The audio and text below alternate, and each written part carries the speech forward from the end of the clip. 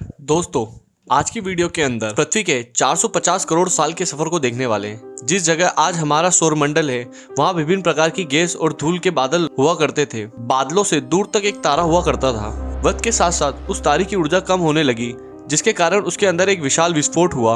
विस्फोट की वजह से अंतरिक्ष की धूल एक दूसरे से दबने लगी। इस दौरान बादलों में स्थित धूल के कणों के दबाव और गर्मी के बड़े उल्कापिंड और पत्थरों में परिवर्तन हो चुके थे, और इसी दबाव की वजह से इन बादलों में स्थित रेडियो एक्टिव पदार्थ में ग्रेविटी का निर्माण हुआ। इस ग्रेविटी के कारण बीच में हाइड्रोजन और हीलियम इकट्ठा होने लगे। बीच के इस भयंकर दबाव के कारण एक विशाल विस्फोट हुआ, और इसी विस्फोट के कारण हमारे सूरज का जन्म हुआ। अंतरिक्ष में फैले अशुण यानी क्षुद्र ग्रहों में भारी वजन की वजह से सूरज के धीरे धीरे इन अशुण में भारी टकराव हुआ, जिसके फलस्वरूप मरकरी, विनर्स और मार्स जैसे ग्रहों का निर्माण हुआ। वैज्ञानिकों के मुताबिक उस वक्त पृथ्वी और मार यानी मंगल ग्रह के बीच दिया नामक ग्रह सूरज की परिक्रमा किया करता था। पृथ्वी पर ग्रेविटी होने की वजह से सूरज की परिक्रमा करने वाले एस्ट्रॉइड अब पृथ्वी की परिक्रमा करने लगे, और धीरे धीरे करोड़ों साल तक ये पृथ्वी पर गिरते रहे। ऐसी घटना हमारे पड़ोसी ग्रह टिया पर भी हो रही थी, जिसके कारण थिया पृथ्वी के करीब आने लगा और पृथ्वी से टकराया। इस भयंकर टकराव की वजह से पृथ्वी के हिस्से कणों के रूप में अंतरिक्ष में फैल गए। एक रिंग की तरह इन्हीं परिक्रमा करते हुए कणों के टकराव होने लगा, जिसके कारण हमारे चांद का निर्माण हुआ।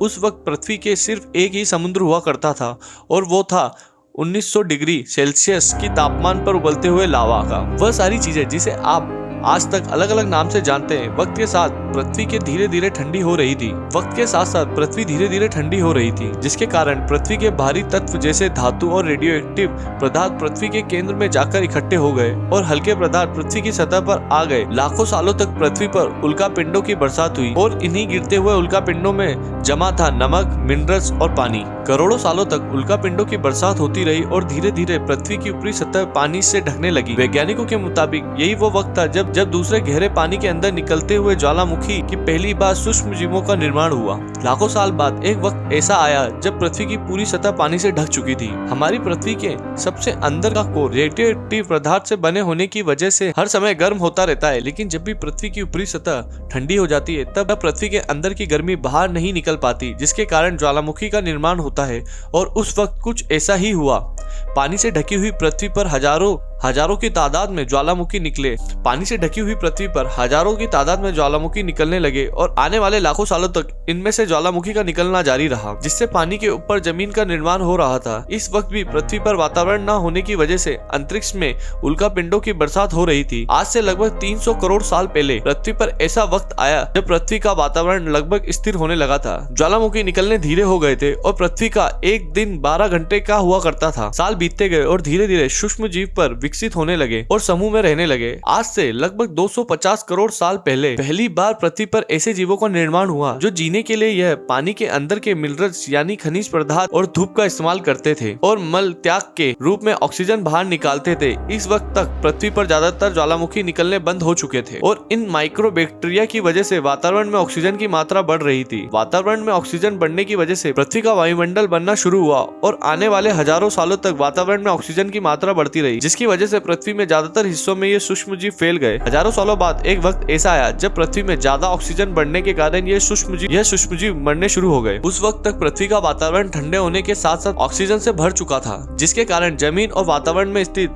आयरन यानी लोहे की मिनरल्स पानी में स्थित ऑक्सीजन से रिएक्ट होने लगे। और एक वक्त ऐसा आया जब पृथ्वी की जमीन आज के मांस के जैसे लाल हो चुकी थी। वक्त बीतने के साथ साथ टेक्टोनिक प्लेट में दरार होने लगी, जिसके कारण पृथ्वी के अंदर का लावा जमीन की तरह कई सालों तक खुला उबलता रहा, और यही वो कारण था जिसके कारण पृथ्वी के वातावरण में कार्बन डाइऑक्साइड की मात्रा बहुत बढ़ गई, और पृथ्वी पर एसिड की वर्षा होने लग गई, जिसकी वजह से पृथ्वी पर तापमान घटने लगा, और तापमान इतना घट गया कि पृथ्वी के ऊपर स्थित पानी बर्फ में परिवर्तित होने लगा। पृथ्वी पर पहली बार भयंकर बाढ़ आई, और इस वक्त पूरी पृथ्वी सफेद बर्फ में ढक चुकी थी। आमतौर पर जब धरती पर सूरज की किरणें गिरती है, तब जमीन उन किरणों को सोख लेती है, मगर क्योंकि पूरी पृथ्वी बर्फ से ढक चुकी थी, और क्योंकि बर्फ सफेद और चमकीली होती है, जिसके कारण सूरज की किरणें धरती पर गिरने के बाद वापस चली जाती थी। इसी कारण से पृथ्वी कई लाखों सालों तक बर्फ में ढकी रही, मगर फिर से पृथ्वी के अंदर स्थित गर्मी ज्वालामुखी के रूप में निकलना शुरू हो गई, और इसी तरह ज्वालामुखी से निकलने वाली गर्मी ने बर्फ को पिघलाना शुरू किया। और इसी बीच पृथ्वी की गहराई में बचे हुए सूक्ष्म जीव धीरे धीरे बदल रहे थे, और अब तक वो ऑक्सीजन को अपने शरीर को बड़ा और जटिल बनाने के लिए इस्तेमाल करने लगे थे। इस बीच पानी से अलग से भी छोटे समुद्री पौधे निकलने शुरू हो चुके थे। बाहर जैसे जैसे ज्वालामुखी निकल रहे थे, वैसे वैसे वातावरण कार्बन डाइऑक्साइड की वजह से गर्म हो रहा था। वक्त के साथ साथ बर्फ पिघलने लगी, मगर धरती पर फिर से एसिड की वर्षा शुरू हो गई, जिसके कारण फिर पृथ्वी ठंडी होने लगी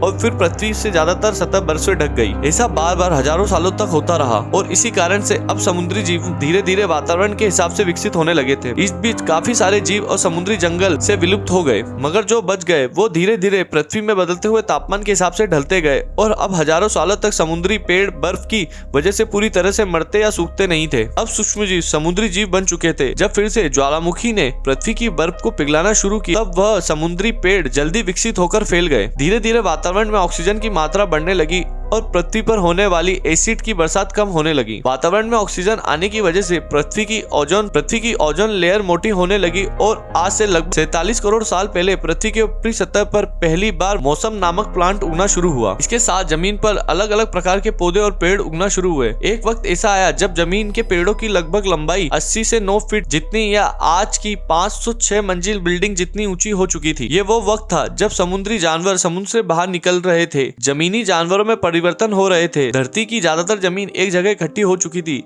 जिसे आज हम पेंजिया महाद्वीप के नाम से जानते हैं। पृथ्वी का वातावरण और तापमान लगभग स्थिर हो चुका था और अब दिन करीब 21 से 23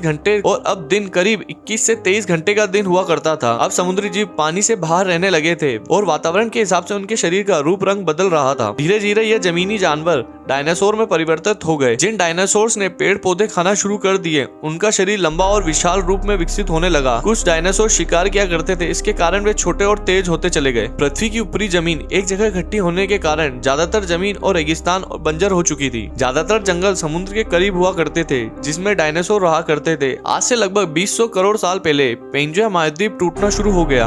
पेंजिया के विभाजित होने की वजह से पृथ्वी की ज्यादातर ऊपरी जमीन पानी के संपर्क में आने लगी, जिसके फलस्वरूप पृथ्वी पर हरियाली बढ़ती गई, जिसकी वजह से डायनासोर और ज्यादा विशाल होते चले गए। डायनासोर ने आने वाले लगभग 20 से 30 करोड़ सालों तक पृथ्वी पर राज किया। उस वक्त डायनासोर समुद्र से लेकर जमीन और आसमान तक पूरी पृथ्वी पर राज किया करते थे। ये इस दौरान अफ्रीका से टूटा भारत सीधे आकर आज की तिब्बत से टकराया और इस टकराव की वजह से हिमालय का निर्माण हुआ। आज से लगभग 6.5 करोड़ साल पहले पृथ्वी की तरह आज के माउंटेन एवरेज इससे भी बड़ा लगभग 4.5 लाख करोड़ किलो जितना वजन था। यह उल्कापिंड लगभग 80,000 किलोमीटर प्रति घंटे की स्पीड से पृथ्वी की तरफ आ रहा था। पृथ्वी की सतह को छूते ही उसमें भयंकर आग लगी और वह जलते हुए सीधा पृथ्वी से टकराया। इस टकराव से निकलने वाली ऊर्जा आज के 10 करोड़ परमाणु बम एक साथ फटने के बराबर थी। जहाँ ये उल्कापिंड गिरा, वहाँ के जानवर और पेड़ तुरंत चले गए। गिरते ही पृथ्वी पर पूरी तरह धूल फैलने लगी, समुद्र में भयंकर बाढ़ आने लगी, भूकंप और आग से पृथ्वी को जलाना शुरू कर दिया। कुछ ही घंटों में पूरी पृथ्वी के वातावरण में हानिकारक गैस और धूल की वजह से पृथ्वी नर्क हो चुकी थी। इस वक्त हमारे पूर्वज जमीन के अंदर रहा करते थे, जिसके कारण वह विशाल प्रलय से बच गए। पृथ्वी का वातावरण पूरी तरह से काला और अंधेरा हो चुका था, जिससे धूप भी जमीन तक नहीं पहुंच पा रही थी। पृथ्वी के पेड़ और ज्यादातर जानवर विलुप्त हो गए। वातावरण में धूल और हानिकारक गैस के कारण पृथ्वी पर फिर से एसिड की वर्षा शुरू हो गई और फिर पृथ्वी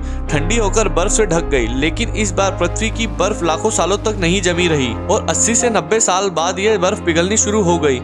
जैसे ही धरती का वातावरण फिर से पहले जैसा होने लगा, वैसे ही ये छोटे जीव जमीन से बाहर आना शुरू हो गए। उस वक्त पृथ्वी की बर्फ पिघलना शुरू हो गई थी, जिसके कारण अफ्रीका में घने ठंडे जंगल हुआ करते थे और इसी बीच ये जमीनी जीव बंदरों में परिवर्तित हुए। मगर जैसे जैसे पृथ्वी गर्म होने लगी, वैसे वैसे अफ्रीका के जंगल सूखने लगे। जंगल के नीचे खाने वाले बंदरों को खाने की कमी होने लगी। खाने की तलाश में इन बंदरों ने अपने पैरों पर चलना शुरू कर दिया, जिससे उन्हें जानवरों के शिकार करने में मदद मिलती थी। धीरे धीरे बंदर यानी वानर में परिवर्तित हुए। खाने की तलाश में एप्स पृथ्वी के चारों हिस्सों में फैलने लगे और धीरे धीरे उनके शरीर का रूप रंग वहाँ के मौसम के हिसाब से बदलता गया। वक्त के साथ साथ हम आदिवासी बने। हमने हथियारों से लेकर आग का आविष्कार किया। हम धीरे धीरे इंसान के रूप में विकसित हुए।